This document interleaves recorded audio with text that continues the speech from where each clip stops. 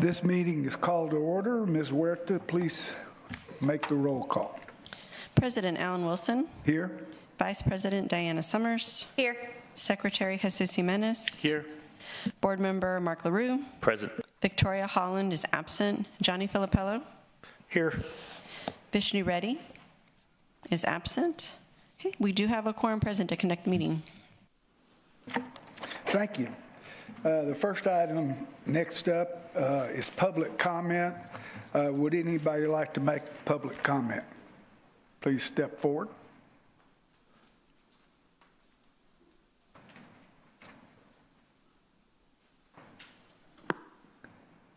Good afternoon, President Wilson and members of the board. My name is Judy Telge, and I just wanted to take a look at what y'all are doing and stay engaged in opportunities that we have in Corpus Christi for affordable housing through this body.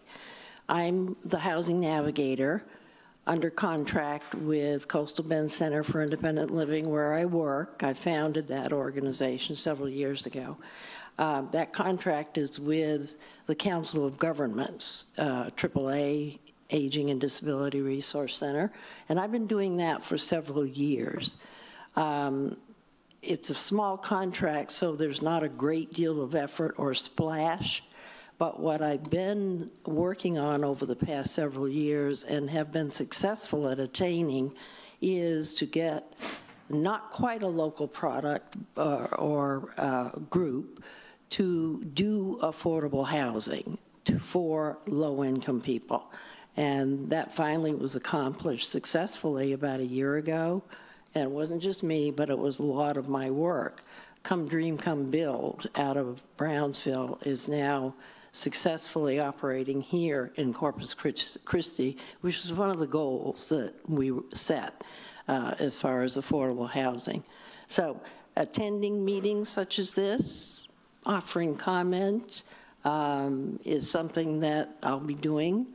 And I thought I'd start today when it's kind of a quiet day after Easter and Passover, and hope everyone had nice holidays. So, and if there's any opportunity to give any presentations, we'd be happy to do that as well.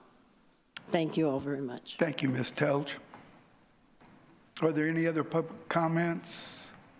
Ms. Huerta, have you received any? No, sir. Okay, next up is approval of the minutes. Are there any corrections to the minutes? If there are none, I'll entertain a motion to approve the meeting minutes. A motion to approve. I'll second. All in favor say aye. Aye. Aye. Opposed? Motion carries. There were no absences last month. No executive session items. So next up on the agenda is a motion to approve Amendment 3-2025 to the reimbursement agreement with Next Sport Company, LLC. Staff, you have a presentation? No. Oh, that's right. The financial report, sir. Were you going to handle that? I'm Yes, sir. sorry. Yeah. Nothing but love for you. You can present if you'd like. Go ahead. Good afternoon. Sorry, I skipped you. No problem, Mr. President. Good afternoon, everyone. Included in your packet are the unaudited financial statements as of February 28, 2025.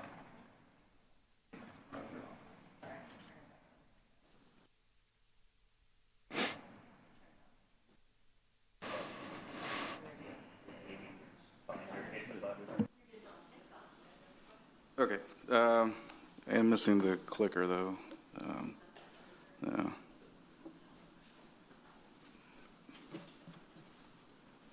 Okay, I'll do a brief presentation here on the financial statements. We have a brief presentation for you. That's slide number 1 that's up on the screen here We start with the second column over your amended budget, and jumping down to total revenues, we have amended budget of $4,906,826 of revenues. Actuals year-to-date for the month of February 2025 amounted to $2,157,408. That leaves about $2,749,418 of revenue pending to be earned. Moving on over to your expenditures budget. Total expenditures budgeted for the year amounted to $14,112,815. Actuals year-to-date as of February amounted to $5,586,467. This leaves about $8,526,348 of budget pending to be spent. Jumping on down to your ending fund balance, for the fiscal year 2025, we anticipate an ending fund balance of $5,554,270. The current fund balance as of February was $11,331,200. I'll take any questions on the statement of revenues and the expenditures. Any questions? Okay.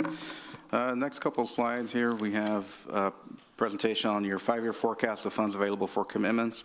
Starting with the first row, fiscal year 2026, you have the second column, which is your beginning fund balance of $5,554,270. The next column over is estimated annual revenues. We keep those flat for the next 5 years at $4,906,826. We keep that flat for a conservative estimate. Next column over, we have future incentives, and we anticipate paying a future incentive in 2026 of $1,550,000. And then 27, 28, 29, we keep those even at $400,000. There will be a subsequent slide that kind of shows what those are.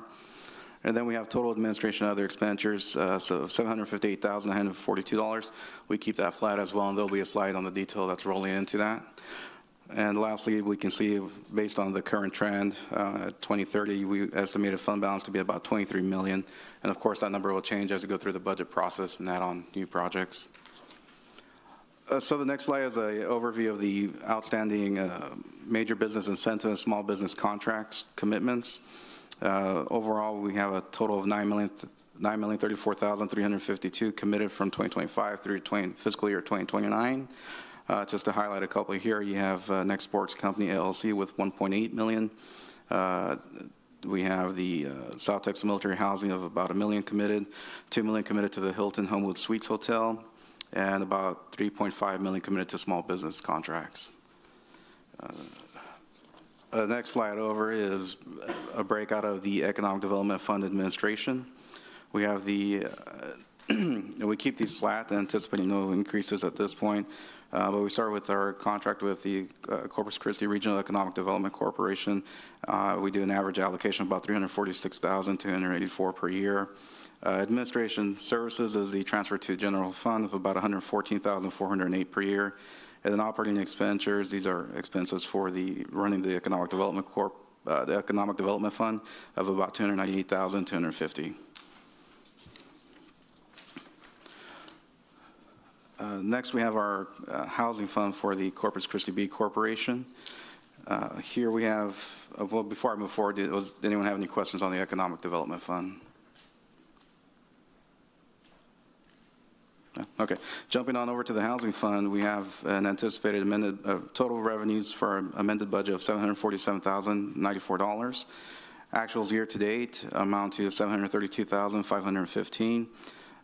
This leaves about $14,579 of interest income pending to be earned for the year. Moving down to total expenditures, we have $2,740,416. Actuals today are $24,958. We have about $2,715,458 of expenditures pending to be spent. Overall, we anticipate a fund balance at year end of $915,573.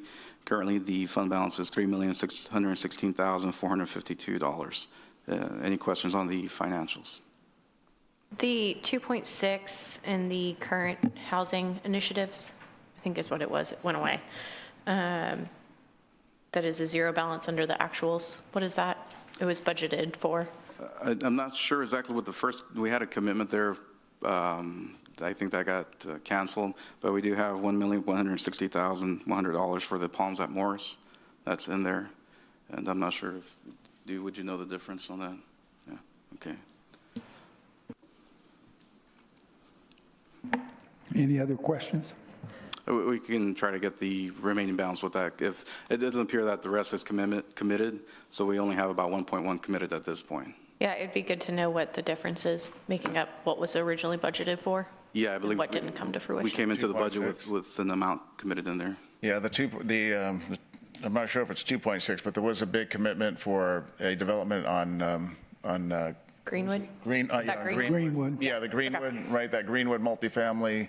The developer couldn't get their financing together after several attempts, so finally we recommended to this board to terminate that reserve, and that's what took place. Okay.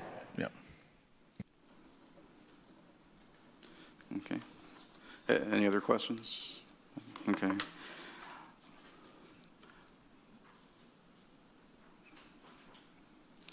Okay, the next slide over is the showing the commitments for the Affordable Housing Fund. Starting with fiscal year 2026, we have a beginning fund balance of $915,573. We show our estimated annual revenue for the next 5 fiscal years flat at $556,179. Future incentives, we currently don't show any future incentives. The current incentive we have is committed for fiscal year 2025. We also have administrative services flat at $70,000 for the next 5 years. With the current commitments, we're anticipating an ending fund balance in 2030 of about $3.3 million. Next slide over is just a listing of our commitments for the affordable housing, and here we have the Palms at Morris of about $1.1 million. And then here's just a straight line presentation of our administrative service fee of $70,000 per year for the next 6 years. And last one we have here. Sorry, I have one question. So we have an administrative fee that we pay regardless. We have one project kind of queued up here with the Palms at Morris. Is there anything else currently in the works that we've got coming down the line to make sure that these funds get used for affordable housing? I'm not too familiar with the projects that are going in. I don't know if someone from the Development Corp can speak to that. Okay, Dan, our planning director is here who oversees housing, so we do have a couple things in the works. Okay. Yeah, go ahead, Dan. Sure. Dan again, McGinn. Director of Planning, Community Development. Yes, we have talked about several concepts and ideas about how to utilize these funds. One we presented back last summer, and I think we'll be prepared to present again at the next meeting. That was for some infrastructure related to this neighborhood redevelopment. Some of the wastewater lines are over 100 years old in this particular area where the housing and this apartment will connect into. And then we had about 2 or 3 other things that we would like to present to the board as possibilities too. One was rehab of existing older complexes in and around kind of the downtown area. And so that, we believe would be some good options to look at to spend the remainder of these dollars. Okay, so we should have some projects coming for the 2026, 2027 allocations. Sure, and then of course we always have kind of these tax credit applications every year. That might also be an option come next January. And just for my knowledge, when do those get awarded for the year? Because that's a bidding process, the low-income housing tax credits? Yeah, we have the awards, I think, June or July by the state, okay. So we'll know we have 2 candidates that are kind of in the mix right now. We're not sure who's kind of ahead at this time, but we are in competition against Victoria too, so it's not a guarantee that Corpus will always get one, but this year it looks pretty good. So, but we won't know till July, but it's probably 6 months kind of process they have to go through. Okay, thank you. Yep. Yeah, can I just add to that? So there's a lot of dates, but the 2 critical ones are early January. That's when applications or pre-applications are completed by the developers. So generally at that time we know who is interested in our region, Corpus Christi region. And then June, July, I think more towards July is when the state awards the tax credits. So and then there's a lot of dates in between, but those are 2 good indicators in the calendar. And that's for the 9%. There's also, I think it's a 4%. Is it a 4% tax credit? That's one that's open year long. I don't think we've I don't think we've had any here, but cities do entertain 4% tax credits. And the 9% is the really highly desired, Yeah, the very 9% is competitive the desired one, yeah, because that's a lot of, and then Dan, that development was one of the developments, the one in partnership with Del Mar College near the Heritage Campus for the housing? Yeah, we believe that could be an option too as we get further along with the right project, and if they were willing to do some affordability in that as we move forward, which I think is likely that they would. And so I think Type B could be an option for that site too. Yeah, that's one that we'll bring to you. I think we have a meeting this week, but Del Mar College has some property near their Heritage Campus off Ayers, which we're trying to revitalize that area. And they're willing to, sell it for a nominal fee to the city so long as we put some type of affordable housing. So that one has a lot of merit. There's a lot of city infrastructure around there, including the swimming pool, the senior center. We've just redone Ayers pretty much from Baldwin all the way to the expressway, so we're looking forward to that. I think we have a meeting this week, and then that would be one where affordable dollars from this program could be used. Excellent. Thank you. Yeah.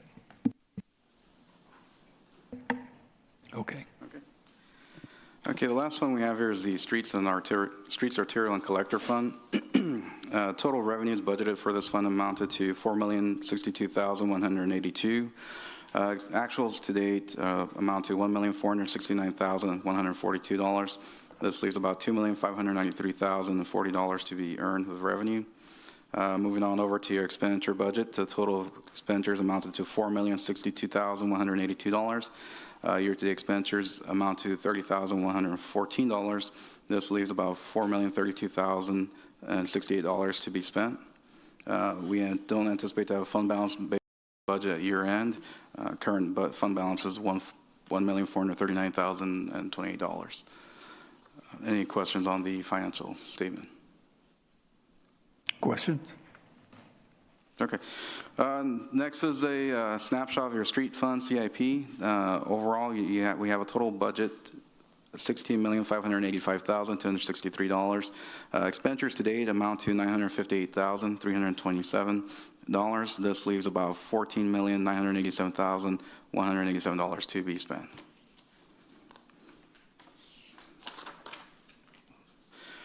Next couple of slides are just a snapshot of our commitments and just to keep our presentation consistent. Here we'll see whatever revenues coming in is going to go out to the CIP Streets Fund, as well as a straight line on the administrative services cost.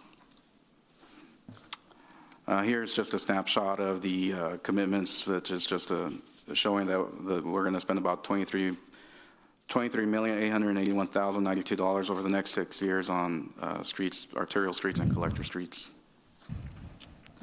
And then the straight line of our administrative service cost. And lastly, we have our sales tax revenue update. As of February, total revenues budgeted for sales tax amounted to $3,779,571.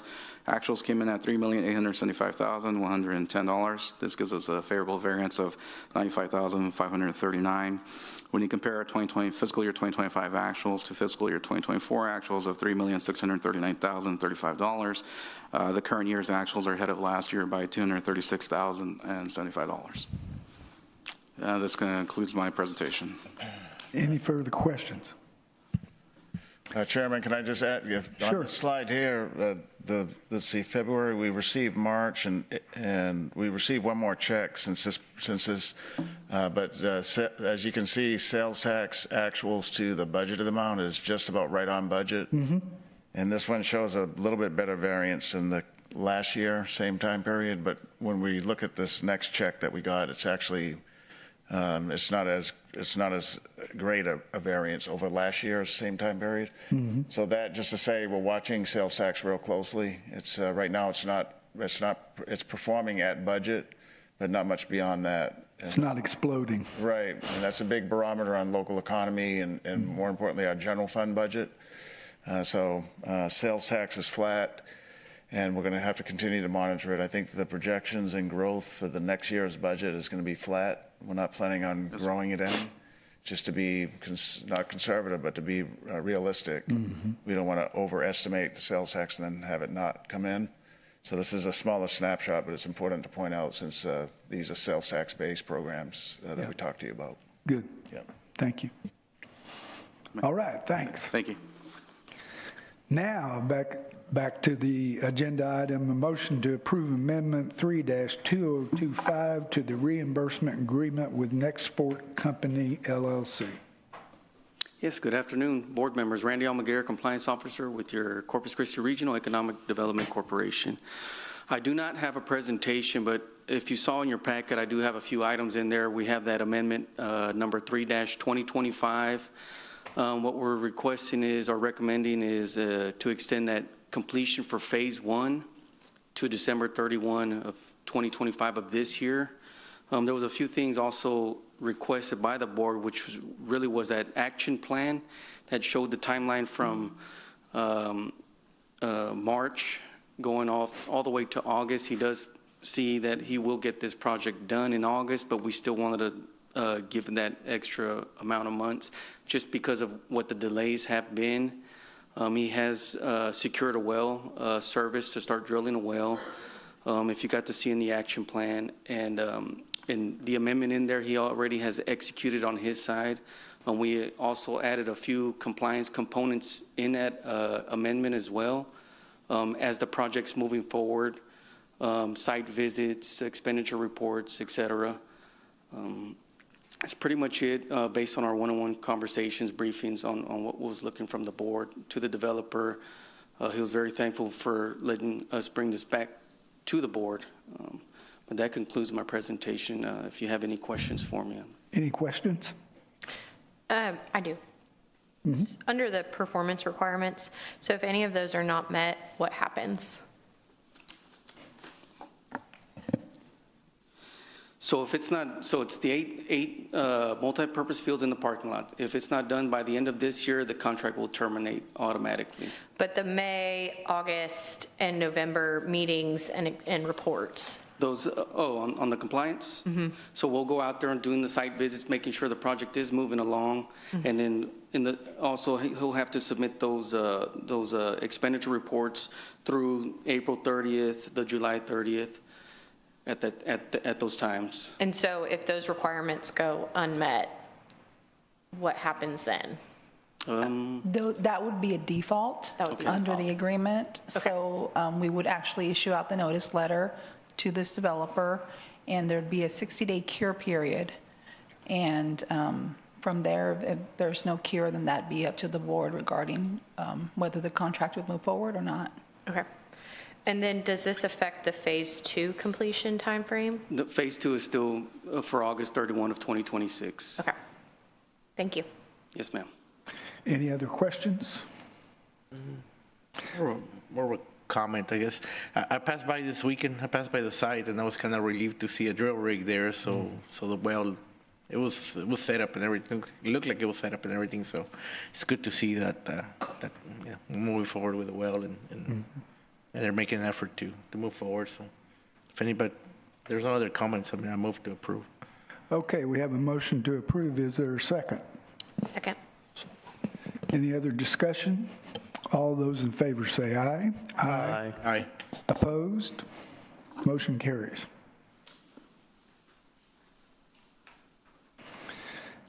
Next item on the agenda, motion to approve subordination and standstill agreement with Wells Fargo Bank National Association for the Affordable Housing Project with TG 110 Palms at Morris LP.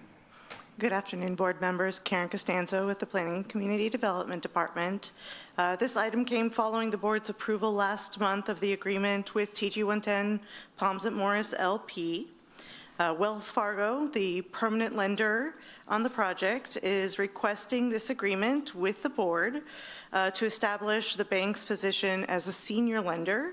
The Type B financing position would be subordinate, which is what we discussed at last month's project, so this is not new information, simply the agreement. Now, there is one small error, but important error on page 16. It accidentally says Bexar County. We need to make sure that is changed to Oasis County. Thank you, City Secretary's Office, for your eagle eyes. This would be a motion, so it could be a motion to approve with that minor but important amendment. Any questions? I have a couple. Okay, I'm trying to get a better understanding around these low-income housing tax credits, so please let me know if I'm on the right path here. So the LIH TC program is a federal subsidy program that's administered by the states, correct? The state, yes. And it's used to encourage investors to help finance the construction of low-income housing. Correct. And so in exchange for investors financing these projects at a lower than market rate, they get a dollar for dollar reduction in their federal tax liability. Correct. Okay. But they don't necessarily pay the full dollar's worth for the credit so for example, right now we're in the low 80 cents per credit. Okay. So in the agreement, it shows 13 million coming from Wells Fargo, but then there's an additional in project funding of a permanent lien of 1.1 coming from Wells Fargo. Are those tied together, or is it 13 million that's getting the low-income housing tax credit in addition to the 1.1? I see. Okay, so we've got the tax credit equity, and you're looking at the memo? Yes. On the funding sources? Under the So the original tax principal amount credit of 13 equity million. of $15,152,085, right? That's the tax credit amount that was approved. Tax credit amount that is generated by the credits awarded to the project, correct? But the subordination and standstill agreement shows that the loan to the borrower in the original principal amount of 13 million. So is that 13 million getting the low-income housing tax credits?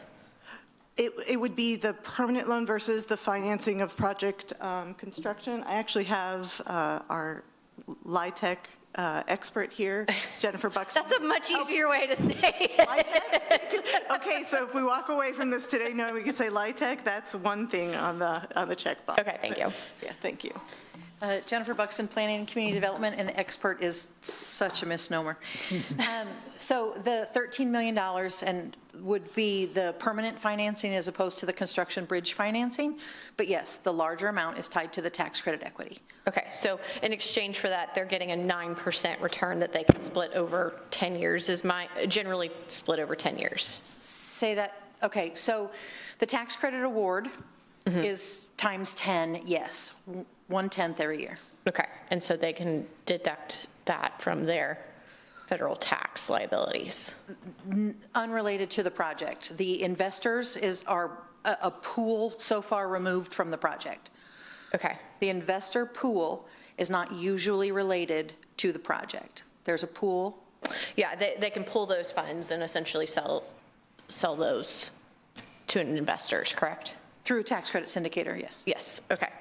And so I guess my concern is that we are putting up 1.1 million on this board. The project's getting almost $600,000 from the Corpus Christi Home Fund.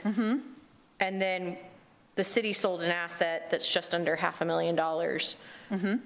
And if something were to happen, that our funds come second, and the asset that we sold is essentially going to be gone as well, if the project didn't come to fruition. That's me now. Okay. No, we've got some securities in place to make sure that asset comes back to us if there's not affordable housing built on it within a timely manner that matches the low-income housing tax credit timeline. So that asset will come back to us. And if this project for some reason doesn't happen, it goes back into the pool for development that we established through that request for letters of interest with the developers. So we would put that back into that redevelopment initiative for the former Lamar Elementary neighborhood. Okay. So we have contingencies in place. Okay, because yeah, when you total all that up, we're putting up essentially double the amount that Wells Fargo's 1.1 is, and then addition. My other question and concern was the last sentence under project costs and funding sources. We're asking for this loan to be subordinate to the payment of primary loans and the deferred developer fees. So the deferred developer fees would come before us? Yes. Okay. Tagged out. So deferred developer fees are highly regulated by the by TDHCA in regards to the tax credits. Deferred developer fees, in order to stay in eligible basis, have to show as a loan, and that loan has to be repaid within the tax credit affordability, the tax credit compliance period, which is 15 years, which is why they're first, because they're actually a loan that must be repaid within 15 years, whereas what we're doing with Type B and the home funds is a cash flow loan that's payable out of cash flow dictated by our position in the waterfall, and our position behind in the waterfall is behind the deferred developer fee. But they're getting the tax credits, the 9% tax credits. They are not getting the tax credits. There is nobody associated with the property that's getting a tax credit. The tax credit is from an investor removed from the property. Okay. So the property does not get a tax credit. Nobody who owns the property is getting a tax credit. There is a large pool of tax credit investors that purchase these through a third-party tax credit syndicator. They are unassociated with the property. Okay. The property receives no tax credit. Nobody in the general partner does not receive any of the tax credits. The limited partner does, but they're only the limited partner for tax credit purposes. Okay. And then you said that the 450, the land, I'm just taking it as what's on the Nueces County Appraisal District value. That agreement has been secured that would come before the first lien? I'm going to look towards legal on that one in terms of what we have placed in that agreement. Yeah, I guess the contingency we have is a reverter clause in there, but that reverter clause is if it's not used for affordable housing purposes. I guess your question is the lien process, and we are not going to be first lien. So if anything were to happen, the creditors that would be first lien would have the priority over that property. So they would have first right to that asset that was essentially sold to this correct developer at $10. Correct. So there isn't a protection for that to necessarily come back if this project did not come to fruition There's a contingency that it comes back in the event it's not used for affordable housing, but in the event it's a foreclosure, then that would be your lien process, and we are not first lien holder. Okay, and then we would not obviously be first lien holder if we approved this subordinate agreement as well. Correct. So essentially, well, we were never first lien holder prior to this subordinate agreement or with the subordinate agreement. Okay, but so essentially the taxpayers for all the assets that are in come at the very end. Correct. Okay, thank you. Any other questions? I would entertain a motion to approve.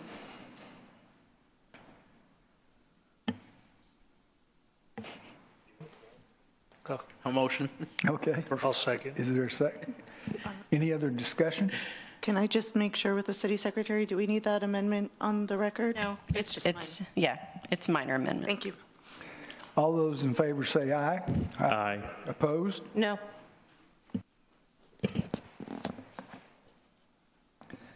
All right, we have no public hearing items, presentation items. Mr. Zanoni, do you have a report?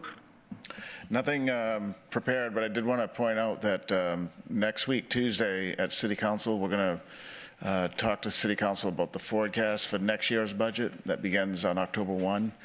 And so similar to last year, actually a little bit better than last year, we are expecting a revenue shortfall. And so that means as we develop the budget for the general fund, that's our main fund that has police, fire, streets, and parks, and so on, we'll be making some additional adjustments to spending to stay within our revenues that are available that we forecast. So that'll be a good first step in working with the council and the community in the budget development process. Since this operation here is reliant on sales tax, and we'll try to share some of that information with you subsequent to presenting it to council next Tuesday. Okay. Yes, sir. Thank you. There being no further business, this meeting is adjourned.